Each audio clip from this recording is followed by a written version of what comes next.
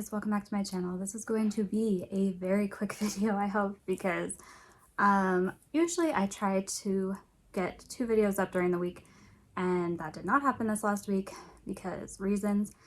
But I'm going to do my weekly reading update today, and then hopefully I'll be able to film more this next week. So, featured book is here.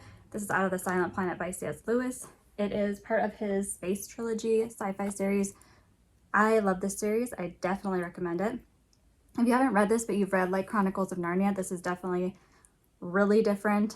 It's adult. It's not kids. It's really fun. I like the main character. I think it's like definitely worth reading. So check it out. Okay, that's my featured book.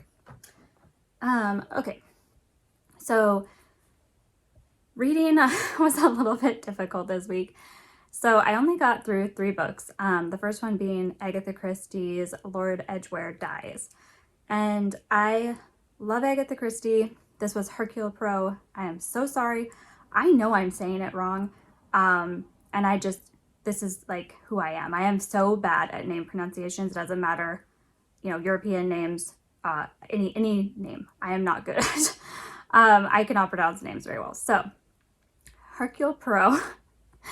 And this is about a woman who is an actress, and she confronts Poirot one night, you know, meets him, I think, at like some dinner party thing. They're out, and she comes up to him and basically says, I need to get rid of my husband. Like, I need a divorce, but, you know, if that doesn't work out, I may have to kill him. And she's saying this very obviously in front of a bunch of people, which kind of is like, okay. And then, of course, her husband ends up being killed. And she is the person who is immediately, you know, everyone says she did it. You know, she talked about it. She's identified by witnesses at the scene. So then Poirot has to figure out if she is really the murderer, if she's being framed, what the situation is. This one was good. I enjoy all of Agatha Christie's books pretty much. I will do some, you know, like at some point someday, I will talk about the books that didn't really work for me as much. But I think that the only reason that this didn't really isn't one of my top favorites is because I figured it out pretty early on. And I think if you're paying attention, you are going to figure it out. It's not something where there's a lot of mystery, I didn't think. There's really, in my mind, reading this, I felt like there's only a few options to who could have been behind it, and you know, then I was right. So yeah, but it was fun. I like all of her books pretty much, with especially the Poirot series. Okay, next, The Enchanted April, I think. This book is good. If you have seen the movie, I will say that it is a very, very good adaptation, because I watched the movie first, then I read the book. They are extremely similar. They did change some things, which I felt like were kind of modernizing it and probably were kind of necessary for the audience. But I do think it works. It's about 4 women who end up going and renting this castle in Italy, and kind of how it changes all of them, and how their experiences together shapes them. And I feel like it definitely has like rich white lady vacation vibes in like the best and worst of ways. I think it's funny because like me reading it now, I'm like, oh yeah, like it's really nice. It's a sweet book. It's really beautifully written. The characters are very well fleshed out. You have a lot of sympathy for them at different times. You also can kind of see the struggles that they go through as, you know, they were kind of put into these roles that are very much like of that time. So you have the 2 married women, which are Lottie and Rose, and then you have Mrs. Fisher, who is the older widow, and they have the young socialite Caroline. So they're all, you know, kind of from different classes, but none of them are poor. This is definitely like, you know, they're all in their own way. Like, some of them are very wealthy and some of them are just okay. Like they're not hurting.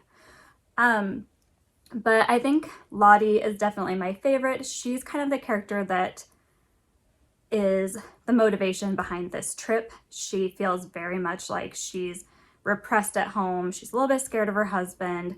She feels like she can't do anything right. And she is shy. She's kind of this like background character. She feels like she never stands out. And so she wants to get away. She tells Rose, I want to stop being so good. We've been so good for our whole lives and always done the right thing. And like, look where it's got us. We're both unhappy. And Rose is unhappy for a different reason, because she's very much in love with her husband, but she has been kind of emotionally separated from him for a very long time because he writes these dirty in her mind novels about these mistresses of kings. It's a whole series.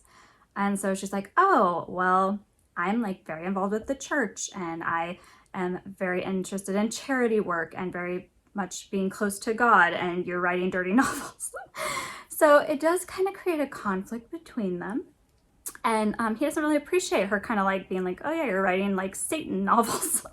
Like, you're kind of terrible, and you know, why, like, I don't want to live off of this sin money. Yeah, that can cause problems in a marriage. So she feels very much like separated from her husband, even though she does love him. She's very devoted to him. And Caroline, the young socialite, she is very self-absorbed. She's beautiful. She knows it. She has a lot of self-confidence, but she's also starting to realize how empty her life is. She's kind of, I think, to me, the least relatable, because, you know, I'm not in that class, you know, that's not who I would relate to, but she's tired of being grabbed at. She feels like all she is somebody that gets used up by other people. And, you know, later she starts to realize like maybe that's partly her fault. Like she, you know, she's like, am I tawdry? Am I cheap? You know, like, could any of this be my fault? And yeah, I don't really like sympathize as much with her, but I did like her as a character. And I think she's kind of like the fun, younger person that you need in this novel. And then the widow, Mrs. Fisher, the older one, she's like, you know, the proper old lady who's going to come in and like kind of be this, you know, she wants to hold on to the past. She kind of thinks these young people, you know, they don't know how to live. They don't know about all the wonderful things that I've experienced and the people that I've known, and nothing can compare to the past. And she doesn't want to let go of the past. But then, of course, as she's at this castle, she starts to realize, you know, how good the present can be, I suppose. So yeah, I like it, The Enchanted April. I think it's cute. It's sweet. Like I said, it kind of, you know, it's like in that vein of like, you know, oh, I took a trip to, you know, Europe and suddenly my life changed and I've, you know, got all of this insight into all these different things. And I like that vibe doesn't work for me most of the time. I kind of don't like that. Vacations don't solve all your problems, you know, at least not in my experience, but I've never been to Europe. So, hey, we shall see. But yeah, so I do think this one does work just because it does give us characters with layers. It gives us interesting characters. It's very well written. It's very much fully exploring these women and their individual thoughts and how they're slowly changing. So I recommend. Okay, now it's time to get down to the last book that I finished, which was Heart of Darkness. Oh my gosh, I don't think I've said the authors of Enchanted April. I'll put it there, because right now I can't recall. Heart of Darkness by Joseph Conrad, I believe. And so I was looking at Goodreads reviews, and someone said something along the lines of like, this is one of the books you need to read to consider yourself well read. And like immediately I'm like, pfft, like what a turn off. Like I would never say you need to read certain books to be considered well read. And I think it turns off people to reading classics when people talk that way, because it sounds so like, ick.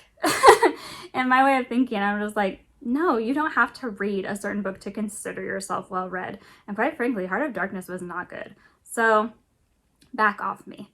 Like I read it. It didn't like, to me, this is not a life-changing book. It's not a book you need to read. It's very much of its time. It has some interesting aspects to it, but I don't think that this is a, you know, everyone should have this on their shelf kind of book. It just wasn't that at all. It is about a man who is going to Africa and is going to be involved with the ivory trade down there. Not gonna lie, this book is more confusing to me than most classics I've read, just for the fact that I was like, what's happening? And why is so little happening? Because Heart of Darkness, like the reason I know about it is because Apocalypse Now is based off of Heart of Darkness. So I'm thinking action, action, like crazy stuff's gonna be going on. I will admit I've never seen Apocalypse Now, just clips, so don't judge. But I'm thinking, you know, like we're gonna be getting some stuff going on here, and no, no, no, no, no. This is a meandering trip down, you know, into the Heart of Darkness. So you're gonna be going with him to Africa, and then he's going to be kind of meeting different people as he's slowly trying to get to this outpost where this one ivory, I think he's supposed to be like the manager of the ivory trade down there. He's just trying to get to this guy, and like the journey is like 90% of the book, and like the last part of it is his interactions with this guy, Kurtz, who he's heard either really great things about, or like, well, he is, you know, a little bit off things, you know, he might have been too long amongst the natives. So this book is supposed to be kind of exploring British colonialism, and if you're looking for a really nuanced view, I don't feel like that's necessarily what you're getting. I also feel like this is probably a modern adaptation of this book, because the language for a book written, I believe, in like 1899 was pretty modern. And I would assume that the way that he would be talking about natives would not have been that way. Things like he never even, I don't think, uses the term, he rarely even uses the term black. But so that was odd. Like he refers to natives, and then like the ones that are cannibals, and then some are referred to as savages. But I just probably think that they updated the language for a modern audience, which kind of affects how you are viewing him. Because this is, I think, should be something that you're more disturbed by, how he views the natives around him, and, you know, like the one that he's actually has any connection to and is sad about when something bad eventually happens to him. It's like only because he was useful to him. Yeah, I don't think this book does anything for me. I didn't feel like it made me think about that time period in a way of like, oh, well, this was really sad or really horrific. I mean, it is really horrific, but I just don't get the point. And when he finally does like meet up with Kurtz, you're not really shown, like, is he mad? Is he sick? Is he, you know, what's the issue with Kurtz? And people kind of are like, oh, he's a genius. He should have been a politician. He's such a good speaker, but we don't ever see that as the audience, like as a person reading the book. So yeah, it didn't do anything for me. I feel like it was a waste, because I don't think that it's one of those books that you need to read. I wouldn't say that there's any book that you need to read to consider yourself well read. I've read it now. Yeah, I don't feel like I'm like, oh yeah, I've improved my mind. No, not really. Like I've read Shakespeare, and I wouldn't be like, oh, you need to read Shakespeare. You know, I've read a lot of classics, and I think it does turn people off to reading classics. If you ever want to be inspired to read classics, check out my friend Kirsten. She has lots of videos about how to get started with classics. And I normally enjoy classics. I enjoy the writing. I enjoy the journey. I mean, and I'll even say, like, what was the one that I just finished not that long ago? Oh, it's that one. I'm not gonna be able to remember. I think it was a Jules Verne novel.